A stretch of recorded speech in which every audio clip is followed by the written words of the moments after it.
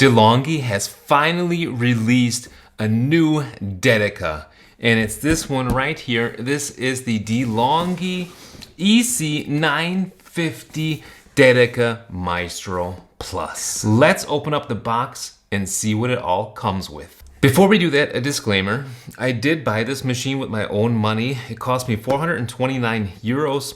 I have no affiliation at all with Delonghi. I never have. They have never even reached out to me. Something interesting about the box is that this is a different design. If we open up these flaps here and open up this part, ooh, look at what we got going on here. A box that opens up like a butterfly. Easy open. Very nice. All right, so we got the accessories on top, and then we got the machine. We're gonna look at the accessories first and save the best for last, that being the machine. But what you see is that it's very easy to open, and that is nice. All right, so let's have a looky and see what we got inside the box. First of all, something you don't normally see with the Dedica, and that is an actual milk pitcher. Very nice to include that. Pretty thick gauge one too. Then we've got a tamper, and this is similar to the ones that they've been including with the La Specialista. Unfortunately, it still has the plastic handle. That's really too bad. They could include a wood handle, and that would make it way nicer. Let's have a look and just see what the dimension is on this. It is 50.64 millimeters on that tamper. We get some directions here. We can come back to those if we need them. Let's just see how intuitive the machine is. Then we have got some more stuff. We have a pressurized basket here. You can see it now is coming with this rubber lipped portion of the basket. It kind of looks like a shower screen that gets plopped inside there. With this being two pieces, you can clean it out easily, so that's kind of the nice thing.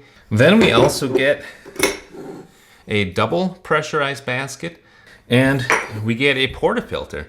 Now this is one that I recognize. It comes with the La Specialista line, but this, however, has never been delivered with the Dedica, so they must have changed the brew group just a little bit on the new Dedica.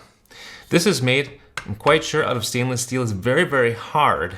And it comes also with a pretty cheap sounding, pretty cheap feeling plastic handle. That's too bad. Again, I wish that they had made this out of wood. That would have made it way nicer. And it's got plastic inside. So pretty much the same design as we've seen before on the La Specialista line, but certainly an improvement for the Dedica. Then we've got this little tray here for your espresso to lift your cup up if you need to. A little brush. Here we got a scoop. You can close, okay, you can close the scoop and open it, all right. And finally, we got a little pokey thing. So this pokey thing I think is for cleaning the steam wand tip. All right, so we got all that stuff. Plus we also have a water hardness measurement strip. This is important for setting the frequency of your descaling reminders. But now, let's look at the cool part. Let's look at the machine itself. Been a very long time since I've seen a new Dedica. This is really, honestly, the first time that they have made a new Dedica that's not just a slight iteration. This is way different than what they made before. It's wider, it looks different. Look at that. It's got some kind of like ventilation on the side. That's new. It's got that on both sides.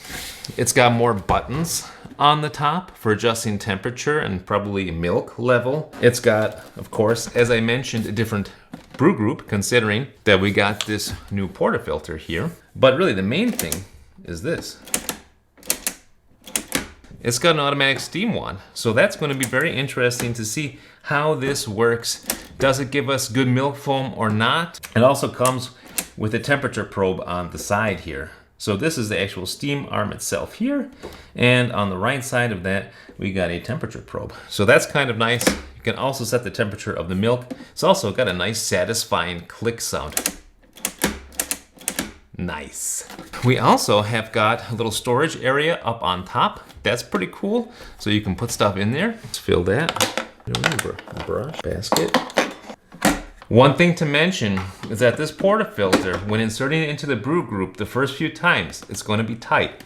But don't worry, that's just in the beginning. Getting value from this video? Please take a moment to like and subscribe.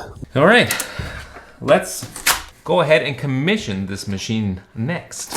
So the original one was 6 inches across, and this one is about 7.5 inches across. So a little bit thicker. That's about 19 centimeters, by the way. We might as well just show them together. Old, new. All right, let's go ahead and fill up the water tank. Actually, I'm gonna rinse it first. It's important to rinse things when you get them new, so let me go do that. So this is kind of more of an opaque plastic that they've used on the water reservoir this time. I did also read on the packaging that they used some recycled plastics in the manufacture of this machine. I think it's 40%, so that's pretty good. I'm using filtered water, by the way, to kind of remove some of the calcium and minerals from the water so that this doesn't get full of scale right away. This does help in reducing the amount of scale. Another thing to notice is that this is a larger water reservoir. So the previous Delonghi Dedica had a 1.1 liter. This has got a 1.6 liter. All right, and now let's just press the switch and turn it on.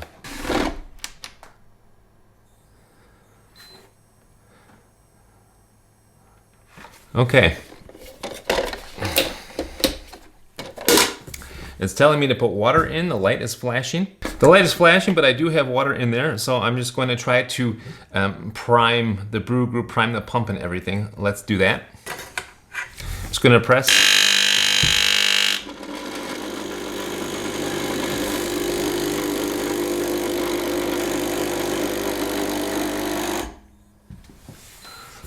Still heating up, as it looks like.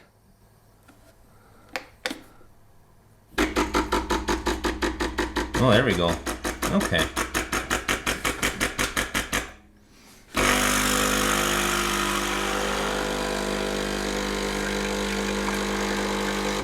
All right, there we go. We got the brew group primed. Let's see about hot water. How do you do hot water? I'm gonna have to do some cutting. Well, let's just take a quick look at the control panel before we go further. We do have more buttons here than what we're used to. First of all, we got a temperature button. So all you have to do to set the temperature is just press that button. You got 92 degrees for the lowest temperature, 94 for the middle, and 96 for the top temperature. Let's just put it in the middle for now.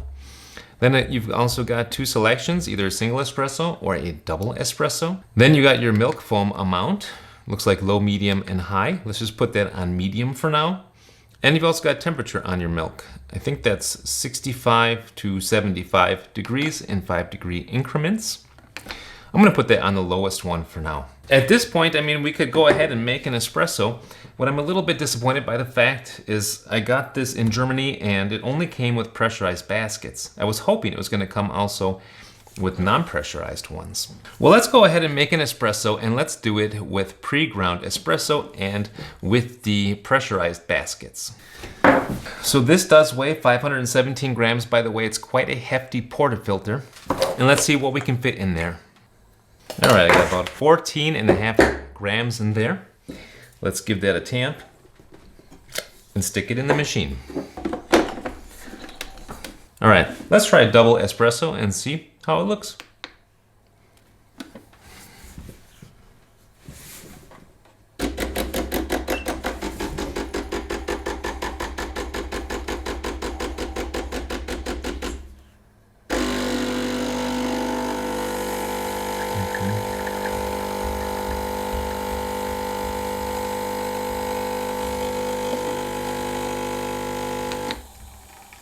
All right. True to form, Delonghi has not included a 3-way solenoid valve, so it's just going to keep dripping. I'm going to have to wait about 60 seconds before removing the portafilter, otherwise I'm going to get a mess here because there's still pressure there on the puck. So what we're going to do is a pressurized basket extraction, and for that I'm going to use this grinder here. I normally have it on about 16 or 17 with fresh beans with a non-pressurized basket, but with it being pressurized, I'm going to move it probably to, let's say about 24. And see how that works for us. Now, What it would have been nice to have included with this machine is a funnel. Let's just see how much we can get in here, and I'm gonna try not to make a mess. 15 grams. What is kind of nice is that this Portafilter here is totally in plane, totally horizontal, so I can just leave it like that. I don't really need a tamping station necessarily. That's what the puck looks like right there. Stick that in the machine. And let's have a look at our extraction. So I'm just gonna press the double espresso.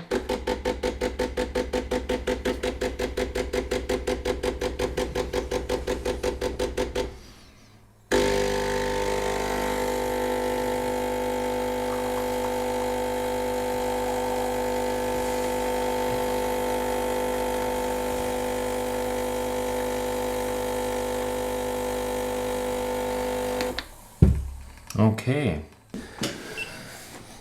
Managed to get a little crema on it that time. Pretty happy about that. Oh, it's actually good. It's a pressurized extraction, but it's good. For that, I'm quite impressed. Normally for me, pressurized extractions give me more of a bitter, kind of more of a dry shot and lacking in depth, lacking in flavor. This one, I'm pretty happy with that. It is lacking a bit of mouthfeel. The mouthfeel could be thicker on the tongue, but the flavor itself is quite delightful. I'm even able to get some sweetness out of it and just a tiny hint of almond in there. Now I am using freshly roasted beans, and that makes a huge difference. I ground them myself to try to accommodate for the pressurized basket, but all in all, that's actually quite a good shot. Let's try to steam some milk, and you know what? Let's go ahead and do it automatically. I've got no idea how it's gonna work. So for that, let's go ahead and put some milk in our pitcher up to about the bottom of this nose here. 150 milligrams is about 150 milliliters or 6 ounces. Let's just stick that in there and see what happens. Go. No.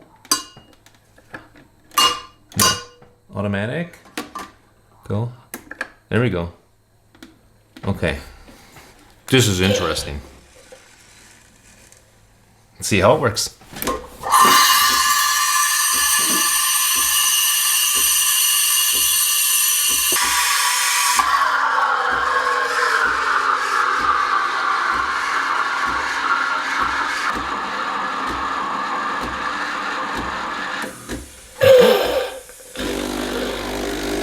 All right.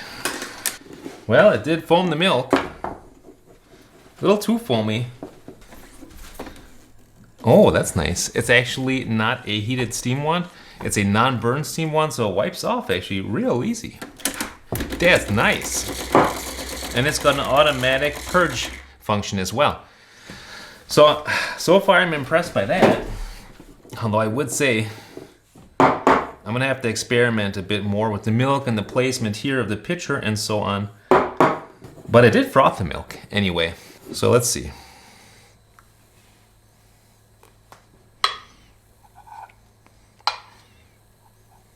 It's kind of frothed too much to get much of a design, but I think that's going to take a little experimentation. Tastes pretty good though. I have to say for self-frothed milk, it did bring out the sweetness in the milk, and it did froth it, gave it some nice texture. So for the first attempt, I'm actually pleasantly surprised. So I think with some more experimentation, this might actually be a pretty sweet addition, especially for people who don't want to spend the time to learn how to do milk texturing. That might be a good thing. So I'm gonna experiment some more with that. Alrighty, so to wrap up this initial review, I would say that I am pleased with some things. I'm actually pretty delighted with that steam one. I am disappointed that they didn't include non-pressurized baskets. They should have done that. But that might just be in my market. In your market, they may include non-pressurized baskets. The interface is much more clear now. You can set the temperature very easily. So I would say the interface has gotten better. The looks are still good. I like how this looks. The drip tray is bigger, so that's kind of nice. And you can fit probably a pretty large size cup underneath there. Looks like we got 6-inch clearance there to the bottom spout here. So far, so good. I'm gonna have to do more experimentation with this machine. This is just a very initial review, first impression video. I'm gonna use this as my main driver and get the best out of it and come back to you guys with a full review and test video. Thanks very much for watching. I hope you liked the video. If so, give it a like. If you thought it sucked, give it a thumbs down. Whatever the case, until next time, I say arrivederci, pfiat euch, and bye now.